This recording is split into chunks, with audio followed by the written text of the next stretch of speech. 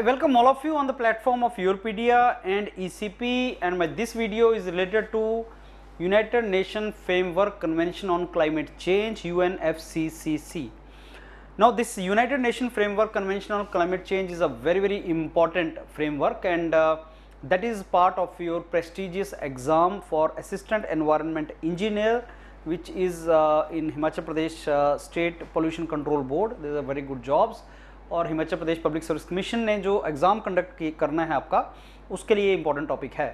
आप जानते हैं हम यहाँ पे ईसीपी चैनल पे यूरोपीडिया के थ्रू हम लोग ये टॉपिक्स कवर कर रहे हैं, और यूरोपीडिया लार्जेस्ट प्लेटफॉर्म है जहाँ पे आप एनवायरमेंटल साइंस से रिलेटेड एग्जाम्स की प्रिपरेशन कर सकते हैं। और इसके दो कंपोनेंट होते हैं, एक इंजीनियरिंग कंपोनेंट और एक current affair component of environment issues. So current में जो एनवायरमेंटल इश्यूज़ हैं, इंपॉर्टेंट इश्यूज़, वो आपको पता होने चाहिए। ये मेरा 4th लेक्चर है रिलेटेड टू टॉपिक। 100 टॉपिक की लिस्ट मैं आपको दे चुका हूँ। ये 100 टॉपिक्स के ऊपर एक डिटेल बुक हम लिख चुके हैं, यूनाइटेड जो हमने यूरोपीडिया पब्लिकेशन की तरफ से लिखा है। अगर आप कोई भी एनवायरनमेंट से रिलेटेड एग्जाम्स की तैयारी कर रहे हैं और अच्छे तरीके से प्रिपरेशन करना चाहते हैं, go for that book. That is author by mentors of Europedia. बहुत अच्छी बुक है और आप उसकी प्रिपरेशन करें। उसी में ये 100 टॉपिक्स जो हमारे हैं वो कवर्ड हैं। ये टॉपिक्स मैं आपको ऑलरेडी लिस्ट दिखा चुका हूँ, एंड इन टॉपिक्स को आप एक बार फिर से यहाँ पे देखें और इसकी तैयारी करें। ये आपके सारे के सारे पहला चैप्टर एनवायरमेंटल टर्मिनोलॉजीज बहुत इंपॉर्टेंट है, जो आपको डिटेल में करना चाहिए और अच्छे तरीके से आपको रिवाइज करना चाहिए। और ये मेरा 4th लेक्चर है। पहला लेक्चर था मेरा रिलेटेड टू क्योटो प्रोटोकॉल, दूसरा था पेरिस एग्रीमेंट, फिर हमने डिस्कशन किया है एजेंडा 21 के ऊपर, और अब मैं डिस्कस कर रहा हूँ United nation framework convention on climate change के ऊपर। सो ये 100 टॉपिक्स और उसके अंदर सब पार्ट्स काफ़ी वो हम डिस्कस कर रहे हैं इन आवर रेगुलर लेक्चर्स। और इसमें से कुछ लेक्चर्स आपको इस चैनल पे मिलेंगे और बाकी सारे लेक्चर्स आपको हमारे पैनल के ऊपर मिलेंगे रिकॉर्डेड फॉर्म में। आपको ये lectures you are to go through this. अब आपका जो एग्ज़ाम है Himachal Pradesh public service commission, उसमें ऑब्जेक्टिव क्वेश्चंस आते हैं और उसमें सब्जेक्टिव क्वेश्चंस आते हैं।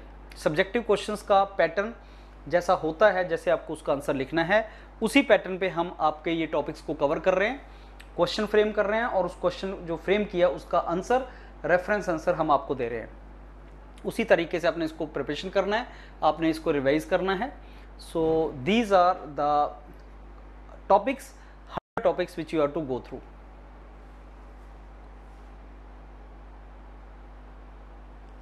Right? So revise these all topics.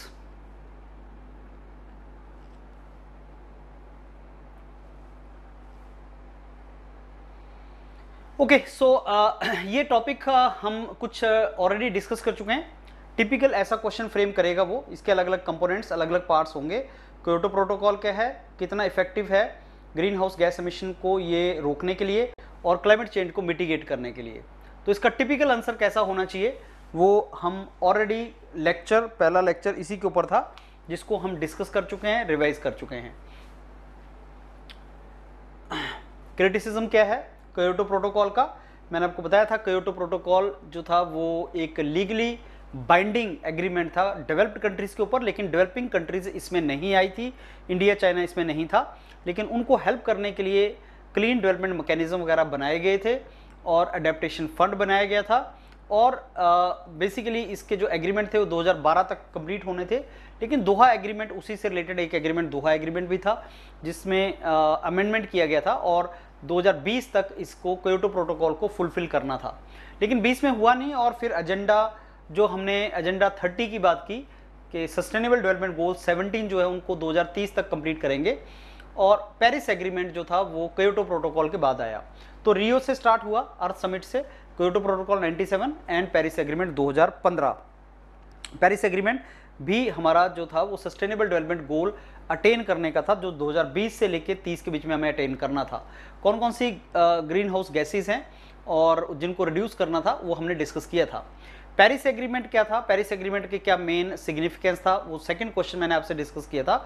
और पेरिस एग्रीमेंट में हम Paris agreement basically conference of parties 21 था, और ये बेसिकली कॉन्फ्रेंस ऑफ पार्टी जो है वो United nation framework convention on climate change का पार्ट है, और ये सिग्निफिकेंट एफर्ट था, ग्लोबल एफर्ट, बेसिकली कुछ चीज़ों को मीट करने के लिए।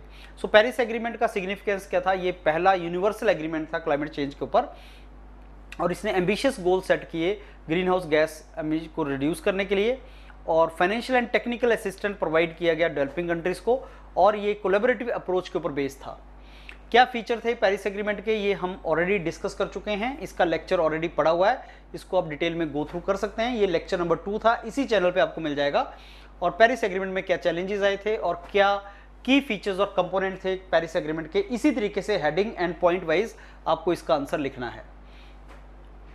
सो आई एम वेरी श्योर ये आप डॉक्यूमेंट, ये आप लेक्चर में नोट करेंगे और इन सब चीज़ों को अपने नोट्स में ऐड करेंगे एंड तैयारी करेंगे। और एक कंक्लूजन जरूर होना चाहिए, किसी भी टॉपिक से रिलेटेड कंक्लूजन होना चाहिए, तो आपको पता हो कि कैसे हमने उसको कंक्लूड करना है। मेरा थर्ड लेक्चर था एजेंडा 21 के ऊपर। एजेंडा 21 है क्या और इसका सिग्निफिकेंस क्या है और इसका एक्शन प्लान डिस्कस करो। तो एजेंडा 21 है क्या, उसके बारे में हमने डिस्कस किया था, इंट्रोडक्शन है। और फिर इसका एक्शन प्लान क्या है, वो क्वेश्चन अगर आपसे पूछता है तो हेडिंग्स, टॉपिक्स एंड अंडरलाइनिंग इनको ना भूलें, अकॉर्डिंगली आप करें। तो एजेंडा 21 हमने डिस्कस किया था, और फिर हमने एजेंडा 21 के अलग अलग जो एक्शन प्लान्स थे उनको डिस्कस किया, फिर उसको कंक्लूड किया। आज का जो मेरा लेक्चर है, जो एक फोर्थ लेक्चर है इस करंट रिलेटेड इन्वायरमेंट टॉपिक से रिलेटेड, वो है United nation framework convention on climate change क्या है, UNFCCC क्या चीज़ है और इसका मीनिंग क्या है और इसकी आउटकम्स क्या थी। तो देखो, ये United nation framework convention on climate change ये इंटरनेशनल ट्रीटी थी जो अर्थ समिट के ऊपर रियो डी जेनेरो में ब्राज़ील में 1992 में बेसिकली हमने इसको साइन किया था। तो united nation framework convention on climate change is international treaty adopted, और ये फोर्स में आई 1994 में, और ये बेसिकली ग्लोबल एफर्ट है क्लाइमेट चेंज को कंट्रोल करने के लिए। इसका मेन ऑब्जेक्टिव है स्टेबलाइज करना ग्रीन हाउस गैस कंसंट्रेशन को, और बेसिकली ह्यूमन जो इंटरफेरेंस है क्लाइमेट के साथ उसको प्रिवेंट करना। रियो डी जेनेरो समिट 1992 में अर्थ समिट हुआ था ब्राज़ील में, और वो पहला ऐसा अटेम्प्ट था ग्लोबल जिसमें अलग अलग कंट्रीज़ के हेड्स आए थे, अलग अलग कंट्रीज़ के लीडर्स आए थे, और पहली बार ये एग्रीड किया गया कि बेसिकली क्लाइमेट चेंज कुछ चीज़ है, और वो क्लाइमेट चेंज जो है वो प्लेनेट अर्थ के लिए एक डेंजरस चीज़ हो सकती है। पहली बार हमने उसको डिस्कस किया था, और उसी में United nation framework convention on climate change basically एक कन्वेंशन था जो हमने उस टाइम पे एग्री किया था। अब इसके की फीचर्स क्या हैं? तो united nation framework convention on climate change का ऑब्जेक्टिव क्या है? To achieve the stabilisation of green house gas concentration. तो ह्यूमन बीइंग जो भी काम कर रहा है, ह्यूमन बीइंग क्लाइमेट के साथ जो ह्यूमन बीइंग का इंटरफेरेंस है उसको मिटिगेट करना, ग्लोबल वार्मिंग को बेसिकली रोकना, क्लाइमेट चेंज के इम्पैक्ट को रोकना, और ह्यूमन इंटरफेरेंस को क्लाइमेट के साथ जो कर रहा है उसको रिड्यूस करना, एंड इकोसिस्टम को अडेप्ट करना naturally, so that climate change का ट्रबल ना आए। इसमें 197 पार्टीज ने पार्टिसिपेट किया था, और नेशनल क्लाइमेट एक्शन प्लान जो बेसिकली नेशनल डिटरमिन्ड कंट्रीब्यूशन था उसके बारे में बात हुआ था। कंट्रीज़ ने कुछ कंट्रीब्यूशन करने का डिसाइड किया कि हम इसमें नेशनल लेवल पे कुछ कंट्रीब्यूशन करेंगे इसको रोकने के लिए, और उन्होंने कमिटमेंट अपना रिड्यूस करने के लिए ग्रीन हाउस गैस की बात की थी। सो ये basically national action climate action plans के बारे में डिस्कस करता है यूनाइटेड नेशन फ्रेमवर्क। और कॉन्फ्रेंस ऑफ पार्टी एक सुप्रीम बॉडी है United nation framework convention on climate change की। हम लोग COP की बात करते रहते हैं, अभी COP 28 चल रहा है। COP 26 जो था वो ग्लासगो में हुआ था, और उसमें हमारे प्राइम मिनिस्टर ने ये बोला था कि 2070 तक हम नेट जीरो एमिशन को बेसिकली अचीव करेंगे। पेरिस एग्रीमेंट जो था वो COP 21 था, उसी तरीके से क्योटो प्रोटोकॉल का भी एक COP नंबर है। तो कॉन्फ्रेंस ऑफ पार्टी जो है वो सुप्रीम बॉडी है UNFCCC की, जो बेसिकली जहाँ पे मीटिंग होती है और जहाँ पे डिस्कशन होता है एनुअली, और ये मीटिंग्स जो हैं ये एनुअली होती हैं, और उस मीटिंग्स के एक नंबर होते हैं, उसके एग्रीमेंट डिस्कस करते हैं। उसी तरीके से कुछ सब्सिडरी बॉडीज हैं United nation framework convention of climate change की, और वो भी कंट्रीब्यूट करती हैं इन चीज़ों के डिस्कशन में। क्योटो प्रोटोकॉल, पेरिस एग्रीमेंट, ये United nation framework convention of climate change के कुछ इंपॉर्टेंट माइलस्टोन हैं। So important outcome Kyoto protocol आया था, 1997 में आया था, और इसमें अनेक्स 1 पार्टीज की बात की थी जिसमें डेवलप्ड कंट्रीज थी, और ये 2005 में आया था। पेरिस एग्रीमेंट जो आया था वो COP मैंने आपको बताया कि COP 21 था वो, और वो पेरिस में अडॉप्ट हुआ था 2015 में, और इसमें हमने टेम्परेचर लिमिट लगाया था कि हम 2 डिग्री सेंटीग्रेड से ऊपर नहीं जाने देंगे, प्री इंडस्ट्रियल लेवल से इन एनी केस 1.5 तक रिड्यूस करने की ट्राई करेंगे। तो ये पेरिस एग्रीमेंट में हमने डिस्कशन किया था। तो united nation framework convention on climate change basically अपने जो इसके प्रोटोकॉल्स ऑन एग्रीमेंट हैं, तो प्रिंसिपल फ्रेमवर्क है ये international cooperation on climate change के लिए, और ये प्लेटफॉर्म देता है डिस्कशन का, कोलैबोरेटिव एफर्ट का, और अलग अलग कंट्रीज इसके ऊपर डिस्कशन करें। ये सारे का सारा जो हम वीडियोस बना रहे हैं, इसका पर्पस है कि आपको पता लगे कौन सा क्वेश्चन कैसे आ सकता है और उसका बेस्ट आंसर हमें कैसे करना है, और कुछ टर्मिनोलॉजीज जो करंट में होती हैं आपके क्लाइमेट चेंज से रिलेटेड, एनवायरनमेंट से रिलेटेड, वो आपको टर्मिनोलॉजीज पता चले। मैंने आपको बताया कि 100 ऐसे टॉपिक्स हैं जिनका आपको आइडिया होना चाहिए, और अगर आपने वो 100 टॉपिक्स कर लिए तो आपका ये जो एनवायरनमेंट वाला पार्ट है ये आपका बहुत अच्छे तरीके से तैयार हो जाएगा, और आप एग्जाम को अच्छे तरीके से प्रिपेयर करके दे सकते हैं।